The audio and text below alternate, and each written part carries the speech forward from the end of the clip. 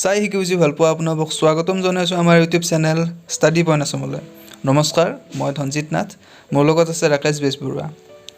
আজিৰ এই ভিডিঅ'টো হৈছে অসম বুৰঞ্জীৰ বিকল্পধৰ্মী প্ৰশ্নোত্তৰৰ দ্বিতীয় খণ্ড। ইয়াৰে প্ৰথম খণ্ড যদি আপোনালোকে চোৱা নাই তেতিয়াহ'লে ডেছক্ৰিপশ্যনত লিংক আছে, তাত গৈ আপোনালোকে চাই ল'ব। তো কোনো পলম নকৰি বলক ভিডিঅ'টোৰ মাজলৈ আগবাঢ়ো।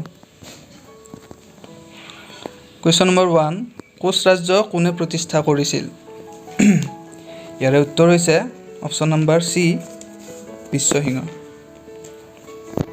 কুৱেশ্যন নম্বৰ 2, নৰনাৰায়ণৰ আচল নাম কি আছিল? ইয়াৰ শুদ্ধ উত্তৰ হৈছে option number B, Malladev.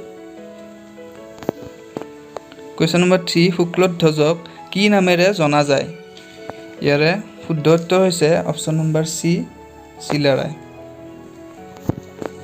Question number 4, Naranarayan সিংহাসনত উঠাৰ সময়ত আহোম স্বৰ্গদেউ কোন আছিল? ইয়াৰ শুদ্ধ উত্তৰ হৈছে option D, Suklenmung. Question number 5, Koch ৰজা ৰঘুদেৱৰ জীয়েকৰ নাম কি আছিল? ইয়াৰ শুদ্ধ উত্তৰ হৈছে option A, Sankala. Question number 6, Chilarai কাৰ হাতত বন্দী হৈছিল?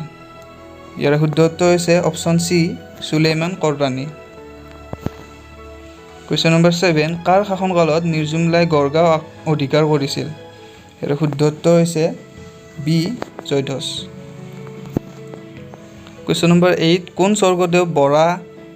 স্বৰ্গদেৱে বৰা, শইকীয়া, হাজৰিকা আদি এইবোৰ পদবীৰ সৃষ্টি কৰিছিল? ইয়াৰ শুদ্ধ উত্তৰ হৈছে অপশ্যন চি, চুতেনফা। কুৱেশ্যন নম্বৰ 9, অসমীয়া ভাষাত বুৰঞ্জী লিখোঁতা প্ৰথম স্বৰ্গদেউ কোন আছিল? শুদ্ধ উত্তৰ হৈছে option D, Swarganarayan. Question number 10, কোন স্বৰ্গদেৱে প্ৰথম হিন্দু ধৰ্ম গ্ৰহণ কৰিছিল? ইয়াৰ শুদ্ধ উত্তৰ হৈছে অপশ্যন এ, চুহুংমুং। কুৱেশ্যন নম্বৰ 11, আহোমৰ শেষ স্বাধীন ৰজাজনৰ নাম কি আছিল? ইয়াৰে শুদ্ধ উত্তৰ হ'ব অপশ্যন বি, পুৰন্দৰ সিংহ। কুৱেশ্যন নম্বৰ 12, আহোমসকলে কিমান বছৰ অসমত শাসন কৰিছিলে? ইয়াৰে শুদ্ধ উত্তৰ হ'ব, যিহেতু আহোমসকলে 1228 খ্ৰীষ্টাব্দৰ পৰা 1826 খ্ৰীষ্টাব্দলৈ ৰাজত্ব কৰিছিলে, তো ইয়াৰ শুদ্ধ উত্তৰ 598।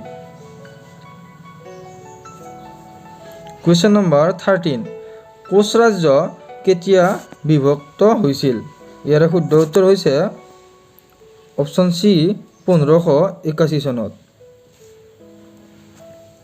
কছাৰী ৰাজ্যৰ ৰাজধানী ক'ত আছিল? ইয়াৰে শুদ্ধ উত্তৰ হৈছে option C, Hidimbapur. Question number 15, কেতিয়া আহোম শাসন আৰম্ভ হৈছিলে?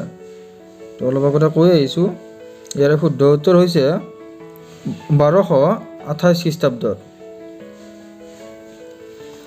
কুৱেশ্যন নম্বৰ 16, প্ৰথম আহোম স্বৰ্গদেউ কোন আছিল? ইয়াৰ শুদ্ধ উত্তৰ হৈছে, সকলোৱে জানে এইটো, অপশ্যন এ, চুকাফা। প্ৰায় আহিয়ে থাকে এইটো কম্পিটিটিভ এক্সামত। কুৱেশ্যন নম্বৰ 17, আহোমসকলে কোন নৃগোষ্ঠীয় লোক?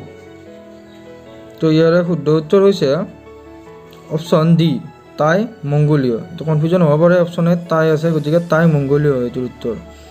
কুৱেশ্যন নম্বৰ 18, বুৰঞ্জী শব্দটো কোন ভাষাৰ পৰা লোৱা হৈছে?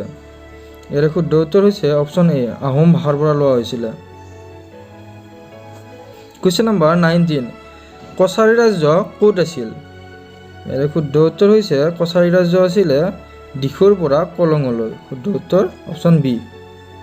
এতিয়া আহিছোঁ আমি আজিৰ প্ৰশ্ন উত্তৰৰ শেষৰটি প্ৰশ্নৰ মাজলৈ। কুৱেশ্যন নম্বৰ 20, শৰাইঘাটৰ যুদ্ধ কেতিয়া হৈছিলে? ইয়াতে অপশ্যন দিয়া আছে অপশ্যন এ 1671, 1662, 1672, 1670। গতিকে ইয়াৰে 4টা অপশ্যনৰ ভিতৰত কোনটো শুদ্ধ উত্তৰ হয় আপোনালোকে কমেণ্ট বক্সত জনাই দিব। আজিলৈ ইমানেই। আমাৰ ভিডিঅ'টিৰ সম্পূৰ্ণ তথ্যৰ PDF-ৰ লিংক কমেণ্ট বক্সত পিন কৰা আছে, আপোনালোকে তাত গৈ ডাউনলোড কৰি ল'ব। যদি ভিডিঅ'টো ভাল লাগিছে লাইক কৰিব, কমেণ্ট কৰিব আৰু সকলোলৈ শ্বেয়াৰ কৰি দিব। আমাৰ এই ভিডিঅ'ৰ পৰৱৰ্তী খণ্ডবোৰ চাবলৈ আপোনালোকে আমাৰ চেনেলটি ছাবস্ক্ৰাইব কৰি ল'ব, লগতে কি কৰিব, ঘণ্টা বটনটো অলপ ছেট কৰি ল'ব।